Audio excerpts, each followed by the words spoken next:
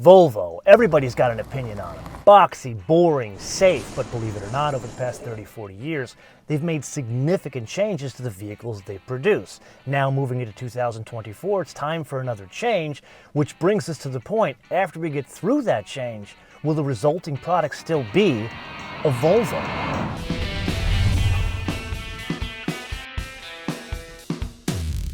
So let's you and I kick things off today by clearing up some confusion. That is not a Volvo XC90. It is not based on a Volvo XC90, although it looks a hell of a lot like a Volvo XC90. So what exactly is it? It's a Volvo EX90. You can imagine with the E and all the things going on out of Brussels, that this is a fully electric vehicle. Now that translates to something in the form of a queen-size mattress that is a 111 kilowatt hour battery. Now in terms of charging it, that's where we get into the first spot of bad news. This is based on a 400 volt architecture. Now why is that important? It basically means it doesn't charge as fast, say like a Hyundai Ioniq 5 or a Porsche Taycan.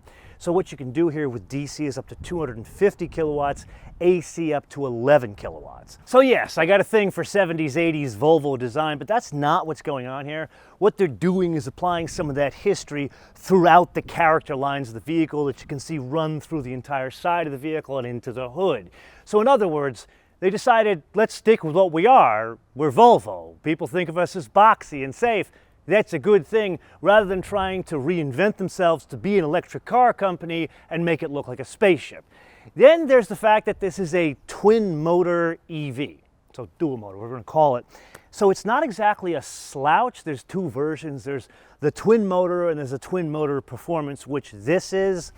On either case, pretty quick. So it's 5.7 to 60 in the cheap seats or 4.7 in this one. And further filing under the heading of this is absolutely positively a Volvo. The VMAX in either one, 112 miles an hour.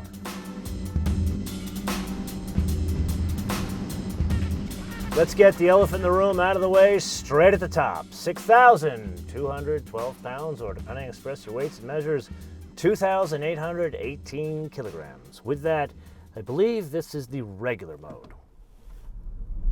There is a slight delay there before it hooks up, but when it does, remember when we drove the GMC Hummer EV with Roman? It feels like the front and back are not talking to each other. It feels kind of out of sync. And the other thing that's fascinating about this, something I have not experienced in a car in a long time, and that is squat in the ass end.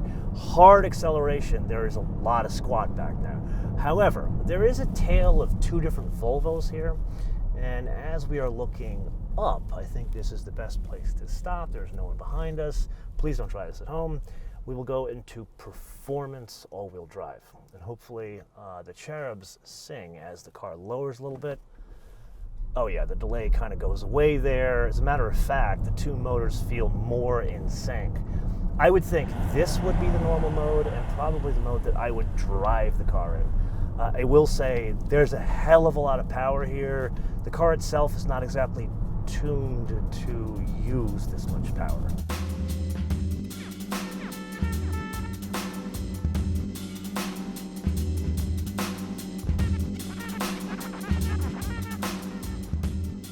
Like most fancy cars from Europe nowadays, this thing is loaded with a hell of a lot of technology. Yes, it has the requisite key on your cell phone, which I had some teething problems.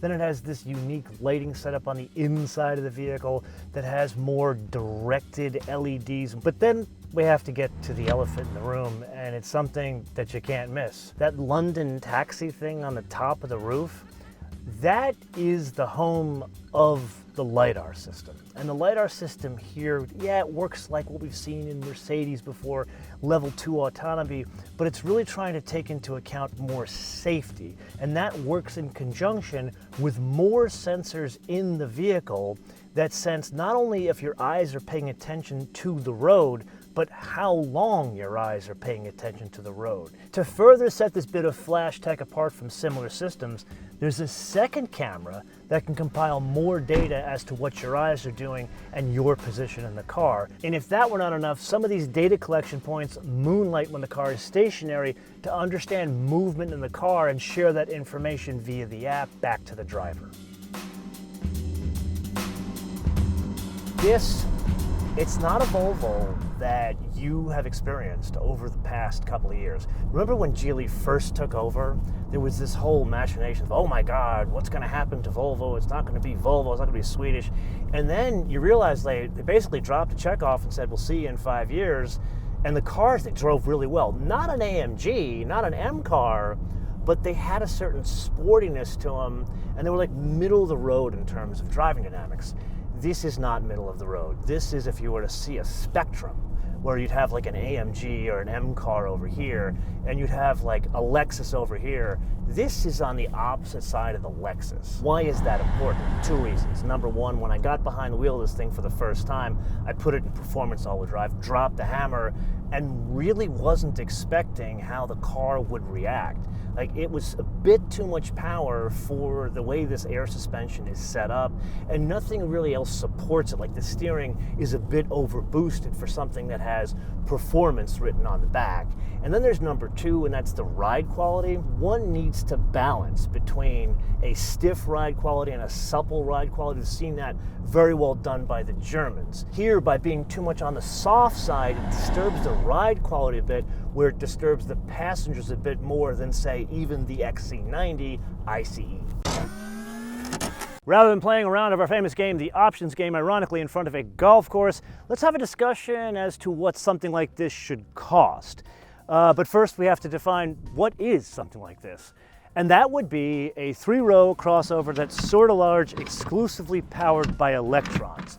When you really think about it, that club is kind of small. It was founded by the Rivian, then it was joined by the Kia EV9, and if we squint real hard and change the definition to something more liberal of what a third seat is, maybe it grows, but those are kind of like the bellwethers, at least as of 2024. And that Rivian is $75,000 in base price.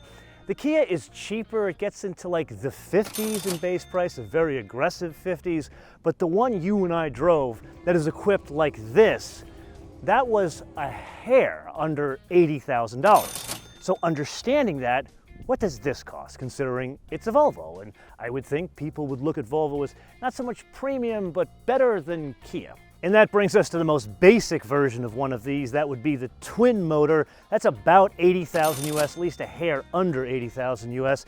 But let's say for the sake of discussion, one needs that wool seat, maybe bigger wheels, something a bit more fancy with air ride. That gets us into an ultimate about $85,000. However, let's say you need more power, 510 horsepower. That gets us into the performance model, and the numbers go to 85 and then to about 90, just a shade under 90. The one we are driving today, which is gray. The only choices I had to drive was gray and tan. This is the only one on this program. It's like a blackberry. It's a stunning color, really brings out the design of this car. That car is $93,000, actually just under $93,000 when one includes the 22-inch wheels and the shipping and handling from, not Sweden, the exotic port of call of Charleston, South Carolina. And so we come to the point of our discussion where we have to talk about the business end of this vehicle.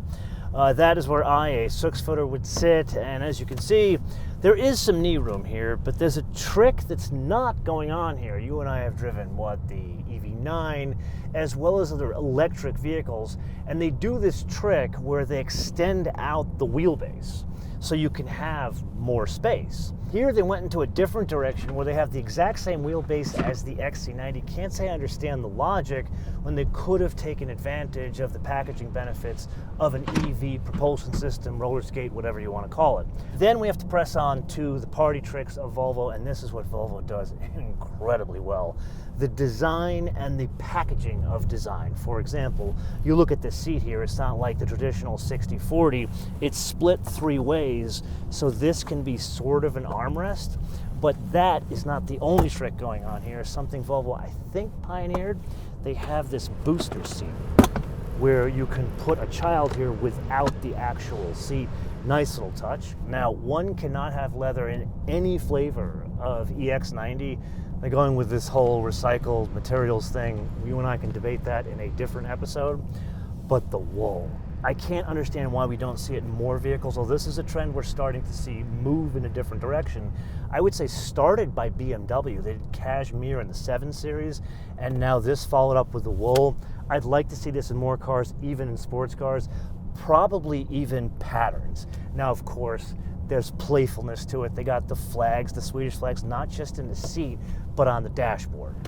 However, not everything is all puppy dogs and roses. Those of you that have heard people describe Washington, D.C., people from New York or people from Florida, they describe it kind of the same way. It has all the charm of the North and all the efficiency of the South. Some of the controls of this vehicle, they've taken from the worst places. Remember the Volkswagen ID.4 where it has 2 window switches and then a toggle switch to go front and back? That's what they've done here. And then the steering wheel control and the mirror controls. If you are a UX designer from a car company, would you steal that from Tesla where it's in the screen, where you have to go into the screen, change it, and then use the controllers on the steering wheel? This, not a good idea. I get it. It was to save money. But you've done such a good job on the design of this vehicle, both inside and out. It is exquisite to look at, but this is one thing that needs to change. The things I do for you, or shall we say for science in this case. I expected this to be a terrible experience in the third row. It's not great, but it is better than expected. Yes, my knees are dug very deep into the backs of the second row. Both sides are on tracks, so they're back as far as they can be because we want to make this test harder. Which means this would work for Rugrats. For a 6-foot-tall Greek, not exactly. Then we have to talk some practicality. That sunroof, there is no sunshade. From what I can tell, there's no opacity adjustment.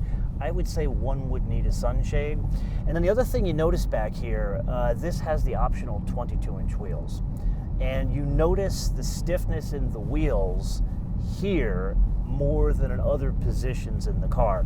And then I feel like I'm talking about that EV9 too much, but in an EV9, yeah, cup holders like it has here, but that has USB ports. And not that I'm a practical human being, but I would think the audience for this row here especially would want the power. This was an unusual experience, so much so I had to take some time to reflect on driving what was more than an all-new Volvo, and that's exactly where I'm confused. I went into this expecting an updated Volvo that happened to be powered by electric motors. That's not what this vehicle is.